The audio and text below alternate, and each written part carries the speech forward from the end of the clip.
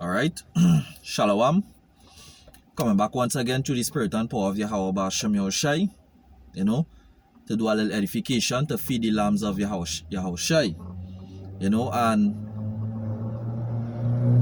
must give double honors to the elders and apostles of Great Millstone, peace, love, and salutation to the brethren across the four corners of the earth also pushing this good gospel, and the name of this one going and be, just basically exaltation and importance of being clean. Importance of being clean and doing cleanliness.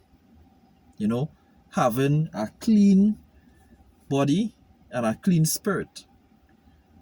Because all the high holy days right now we enter into the Feast of Booths. All the high holy days in Israel was a memorial of certain times that the Heavenly Father, declare that would be a high holy day. But all in all, we as a holy people should have a overall,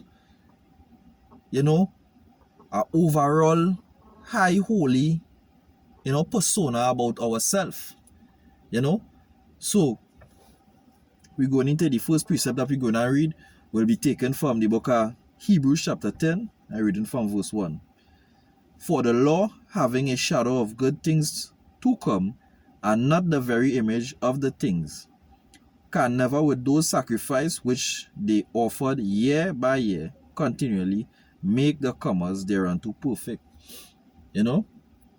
All those sacrifices that it was doing it wasn't good enough. It was just a forerunner, a predecessor for Yahushua coming and paying that ultimate price, because in order to receive everything, you have to pay a price, and a sacrifice must be made.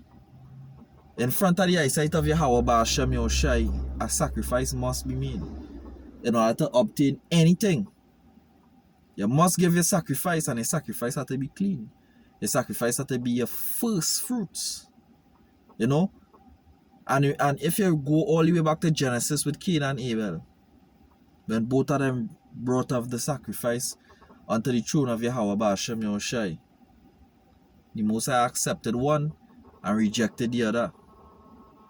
So let me make no mistake about it. The Heavenly Father is a man, requires a sacrifice always, and the sacrifice has to be worthy.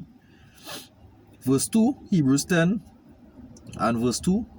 For then would they not have ceased to be offered? If it was good enough, it would have been happening up until today.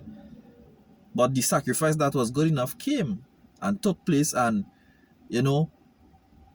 eventually Yahushai, did what was ordained for him to do from in the beginning, which was bring that remission, that perfect, acceptable remission of sin and unrighteousness. It goes on to say in verse 3, but in those sacrifices there is a remembrance again made of sins every year. No way this had to do to remember the sacrifice that Yahushua made when the Passover come, the Day of Atonement. You're doing all these things reflecting upon the sacrifice that this man did, and how heavy that burden was for him to carry, because that burden is not a normal burden. You see, that burden was a very heavy burden, and he did it. And when he was up on the cross, he didn't take the ointment to pacify the pain. He took the one to make it more intense, because he understood that there can be no victory without sacrifice. Without sacrifice, there can be no victory at all. Give your sacrifice off to the Heavenly Father, Yahweh Shem Yahushai, and you will get the victory. It says here, for it is not possible that the blood of bulls and of goats should take away sins. Wherefore, when he cometh into the world, he saith, sacrifice and offering thou wouldest not, but a body thou hast prepared me. And this is Yahushai. That is that lamb, that sacrificial lamb that came and paid that price. And if you understand how engulfed the average Israelite who lost into the Babylon system, this modern Babylon, this modern Sodom and Egypt system that engulfed in this system, and it consumes them away. If you understand what it will take for a man to live sinless in this body, you will understand that why it is how special and why he ascended to sit at the right hand side of Yahweh Ba'ashem Yahushua. You will understand why he get a title. Why he ascended to sit at the right hand of Yahweh Ba'ashem Yahushua, of Yahweh. It goes on to say here, in burnt offerings and sacrifices for sin thou hast had no pleasure.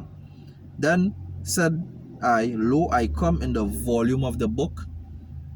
It is written of me to do the will of God, which is Yahweh. Above, when he said sacrifice and offerings and burnt offerings and offerings for sin, thou wouldest not, neither has pleasure therein, which offered by the law. You know, and nothing wrong with the law. Now. It's just the people and them who supposed to be upholding the law that didn't have the body to withstand such a heavy burden. This flesh, it will be heavy to the flesh, but when we get the celestial bodies, as 1 Corinthians chapter 15 talk about, right? When it shall have been changed, and immortal shall have put on immortality, right? When this mortal body put down the mortal and exalt immortality, then will be brought up as the saying, oh, that is swallowed up, and dies that state you have to enter into for righteousness not to be a righteousness will come like, you know, breathing.